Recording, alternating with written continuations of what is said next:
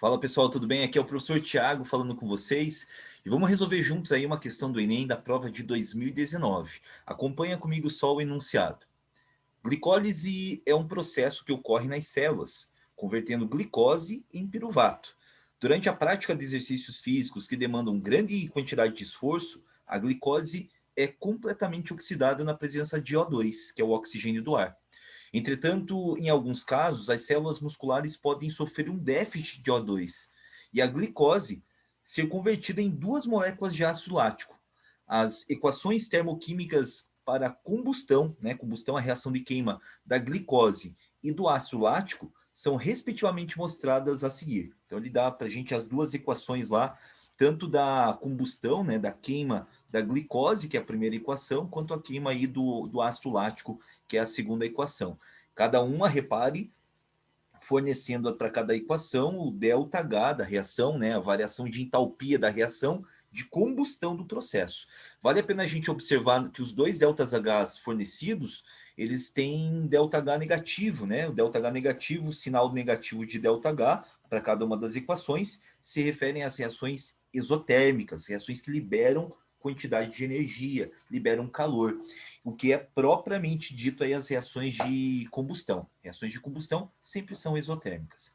E aí ele continua no finalzinho lá antes das alternativas dizendo assim: o processo anaeróbico é mais vantajoso energeticamente por quê?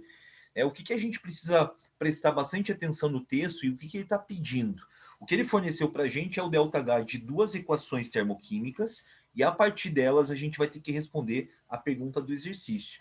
Mas o que eu quero que você preste atenção no enunciado, que eu vou destacar aqui para você, é a equação que ele quer que a gente saiba o ΔH, né? Ele quer que a gente determine aí a variação de energia da reação mencionada que eu destaquei para você no texto.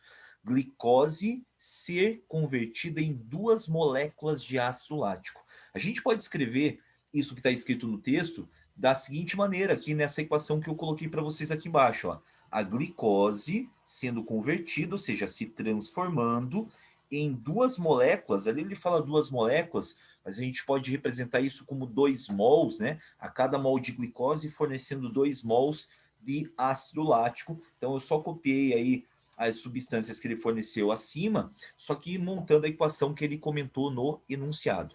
É essa reação que eu montei embaixo que ele quer saber se um processo é menos vantajoso energeticamente, por quê? Né? Ele está perguntando lá nas alternativas, veja, libera ou absorve determinada quantidade de energia em quilojoules para cada mol de glicose que é utilizado no processo, aqui na equação que eu montei para vocês embaixo.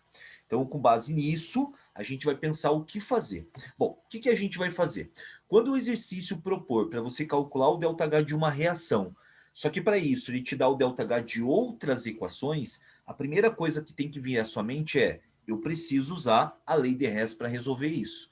O que dizia a lei de Hess? Que é possível você determinar o ΔH de algum tipo de reação química a partir da experiência do ΔH de outras equações, fazendo para isso simples ajustes nas equações.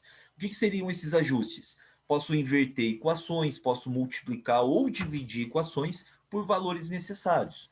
Mas a cada aplicação que eu fizer na equação, o mesmo deve se aplicar em relação ao ΔH da equação fornecida.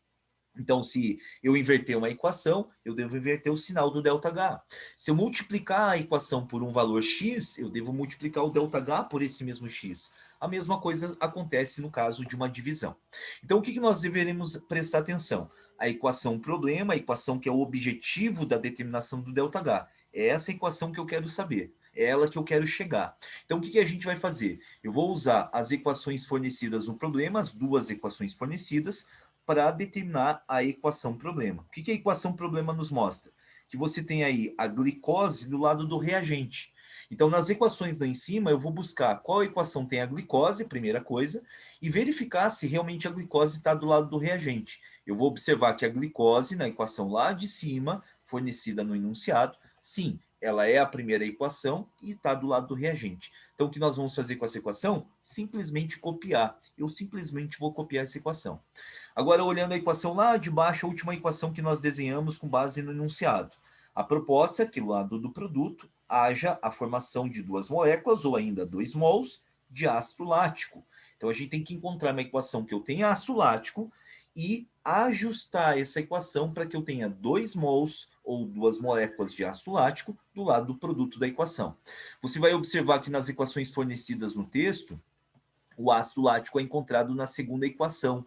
Só que temos um problema. Ele não está do lado do produto, que é o lado que eu desejo que a equação fique, o ácido lático fique, e eu não tenho na frente dele o número 2, né?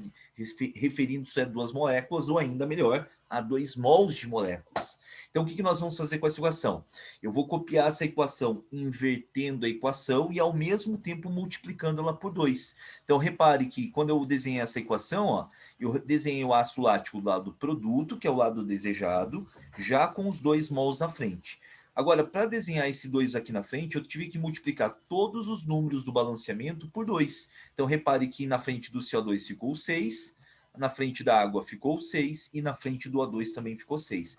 Além de pegar o ΔH, que era de menos 1344, quando eu inverti a equação, eu inverto então o sinal desse ΔH, que passa a ser positivo, e como ao mesmo tempo eu fiz a multiplicação da equação por 2, eu multipliquei o valor de 1344 por 2, me dando o resultado de 2.688 kJ.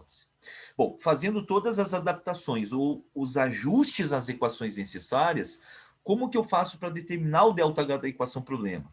Assim como a equação problema ela é obtida por meio da soma das duas equações, de acordo com a lei de Hess, então repare lá, vou até trocar aqui de caneta para você, ó.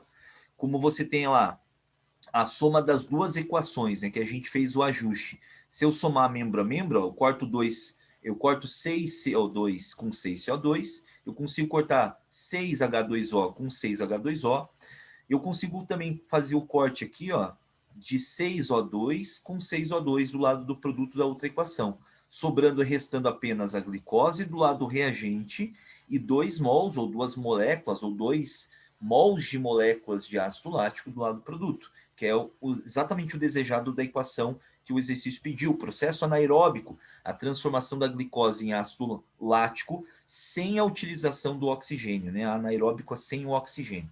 Bom, como que nós fazemos então a determinação do ΔH dessa reação? Simplesmente, de acordo com a lei de Hess, pela soma dos valores de ΔH das equações ajustadas durante o processo. Então, a soma algébrica desses dois números leva aí a resposta de um ΔH de menos 112 kJ.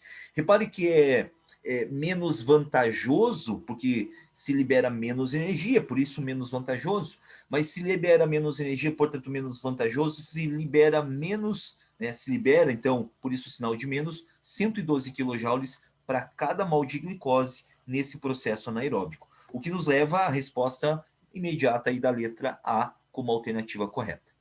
Eu espero que você tenha gostado da resolução até aqui. Se você gostou, deixa aquele like para a gente, que vai ajudar bastante sempre o canal, para que a gente consiga produzir mais vídeos para vocês. Por falar em vídeo, vou deixar mais 2 vídeos como referência aí para você ampliar o seu estudo. Nos vemos numa próxima. Bons estudos, forte abraço, tchau, tchau.